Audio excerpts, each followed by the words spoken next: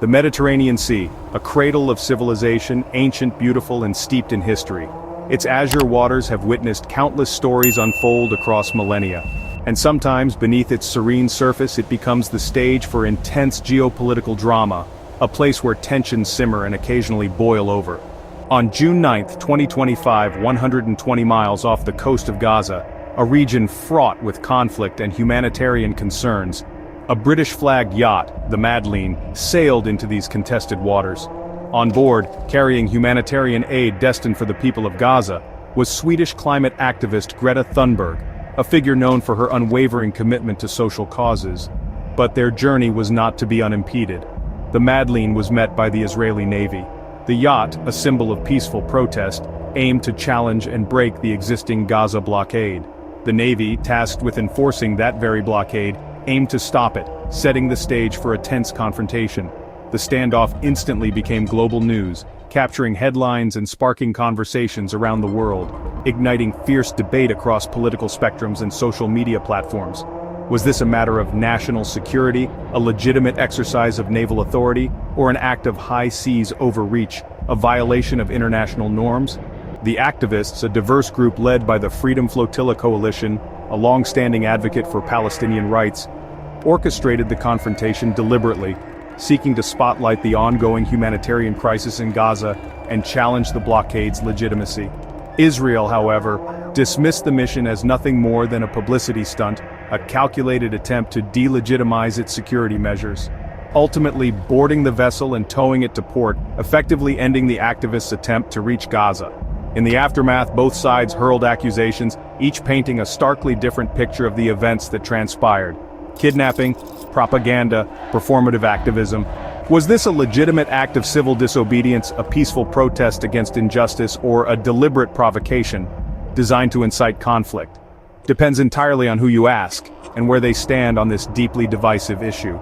The activists, driven by their convictions, saw themselves as righteous, acting on behalf of a population in need. Israel, prioritizing its security, saw agitators, troublemakers attempting to undermine its authority and threaten its borders. The truth, as is so often the case in this complex conflict, was lost in the noise obscured by competing narratives and political agendas. Just another polarizing day in the Middle East, a region perpetually caught in the crossfire of history, politics, and deeply held beliefs. How did Greta Thunberg end up in a naval blockade?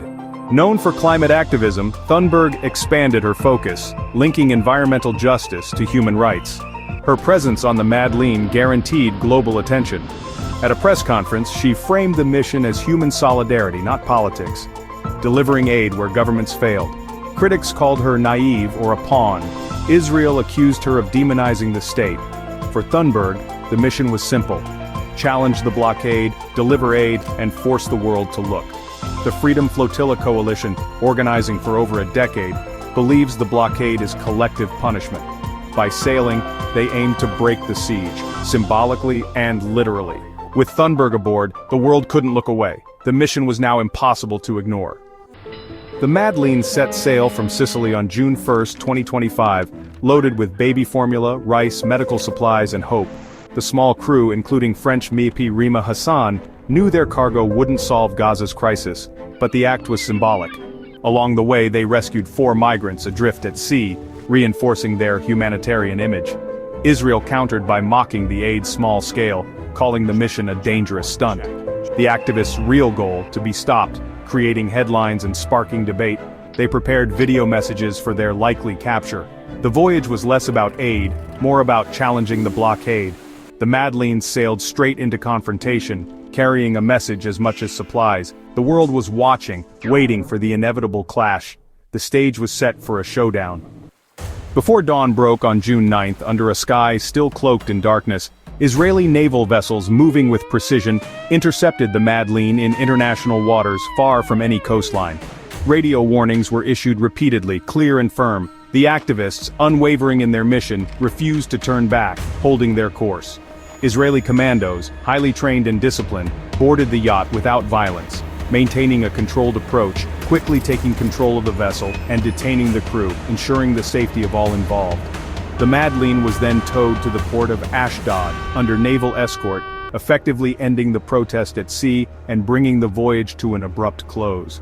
Anticipating this outcome, activists released pre-recorded messages to the world, vehemently accusing Israel of kidnapping, violating maritime law, and suppressing peaceful protest.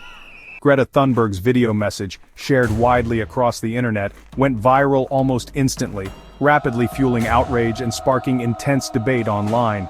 Israel countered swiftly with images of a calm Thunberg, seemingly unharmed, and official statements insisting that the operation was routine, legal, and conducted with utmost care.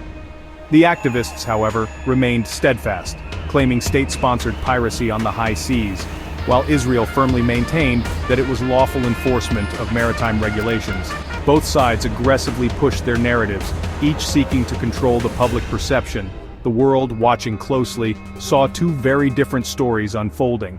A group of peaceful volunteers, motivated by humanitarian concerns, versus a necessary security enforcement operation by the Israeli Navy. The incident quickly escalated, becoming a full-blown media spectacle broadcast around the globe. The physical protest at sea was now over, its objective thwarted, but the debate surrounding the event had only just begun, promising a long and contentious aftermath. The underlying legal and moral questions lingered, demanding further scrutiny and consideration. The interception of the Madeleine sparked immediate debate. Was the seizure of the Madeleine legal under international law? It's complicated, involving layers of international law and conflicting interpretations. International law generally protects freedom of navigation on the high seas, allowing ships to travel freely. However, blockades are a major exception to this principle, introducing a complex set of rules. If a blockade is deemed legal under international law, it can be enforced even in international waters. Israel claims its blockade of Gaza is a necessary security measure to prevent weapons from reaching Hamas, thus, they argue, making the interception of vessels attempting to break the blockade lawful. Critics, however, argue that the blockade itself constitutes illegal collective punishment of the Gazan population, and therefore any enforcement action taken to maintain it is also illegal under international law. The UN's Special Rapporteur has repeatedly called for more flotillas to challenge the ongoing siege. The 2010 Mavi Marmara raid, which resulted in casualties, set a bloody and controversial precedent. This time, the confrontation was thankfully non-violent, but it raised the very same fundamental questions about legality and justification. Did Israel have the legal right to act so far from its coastline, approximately 120 miles out in international waters? Both sides firmly believe that international law supports their respective positions in this complex dispute. The inherent ambiguity within maritime law ensures that this contentious argument will likely continue indefinitely. The Madeleine incident served to replay these old, unresolved legal battles, but this time within the context of a new, hyper-connected media age. Ultimately, the relevant law remains as murky and difficult to navigate as the sea itself. As the Madeleine reached Ashdod, the story exploded worldwide. Protests erupted across Europe and Australia. Gaza's blockade was back in the spotlight. France demanded its citizens' release. Sweden was more reserved. The US mocked Thunberg. The activists were deported, emerging as heroes to supporters. Thunberg called the interception a potential war crime, using her platform to amplify the cause.